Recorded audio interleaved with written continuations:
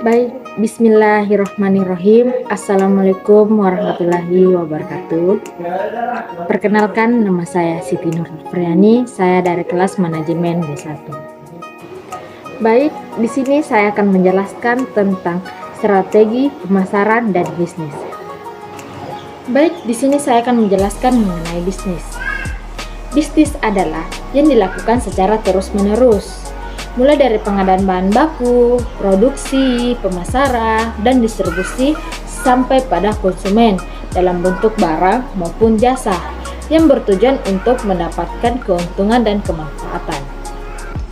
Nah, subjek bisnis adalah pelaku bisnis itu sendiri yang meliputi perintah, pemilik, perusahaan, pemegang saham, manajer, karyawan, produsen, pemasok, distributor, masyarakat, dan konsumen.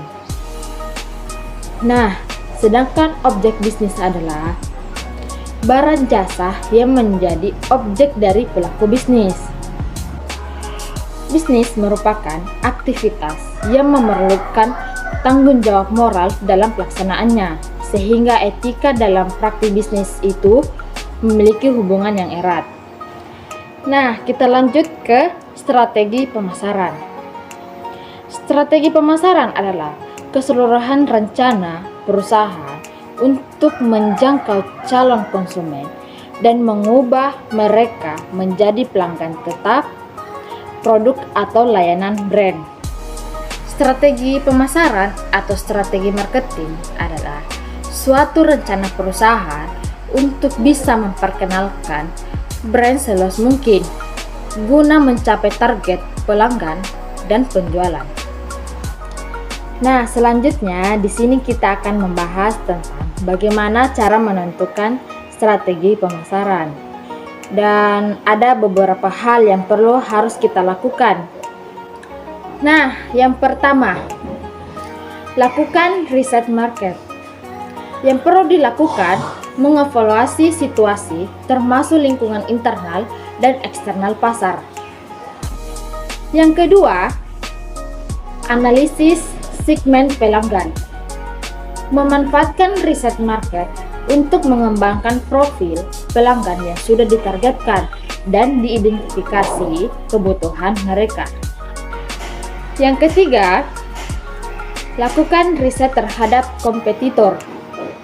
Menurut QLD, memanfaatkan inisiatif ini untuk mengidentifikasi keunggulan kompetitif dan hal-hal yang membuat bisnis pesaing lebih unggul.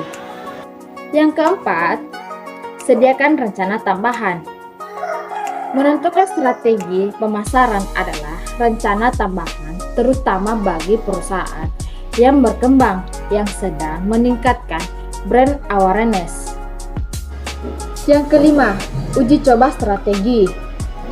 Di sini kita dan tim perlu meluncurkan riset online, uji coba, ide, dan melakukan pendekatan pada pelanggan. Yang keenam, konten marketing. Jenis pendekatan ini berfokus pada pendistribusian informasi atau konten yang relevan dengan kebutuhan prospek. Nah, yang ketujuh, inbound marketing. Metode satu ini merupakan strategi marketing B2B yang paling efektif dan unik. Tujuannya supaya produk layanan perusahaan terus mendampingi customer dalam buyer journey. Yang kedelapan, paid marketing. Metode ini mengacu pada strategi di mana marketer harus menargetkan iklan kepada customer dan prospek berdasarkan minat, tujuan, atau interaksi mereka dengan brand. Nah, yang kesembilan, organic marketing. Organic marketing adalah strategi pemasaran lainnya yang sering dimanfaatkan oleh perusahaan-perusahaan besar. Nah, dan yang terakhir, ke-10, social media marketing. Jenis pemasaran ini berfokus pada penyediaan konten yang menurut pelanggan berharga pada jejaring sosial mereka untuk meningkatkan visibilitas dan trafik situs web.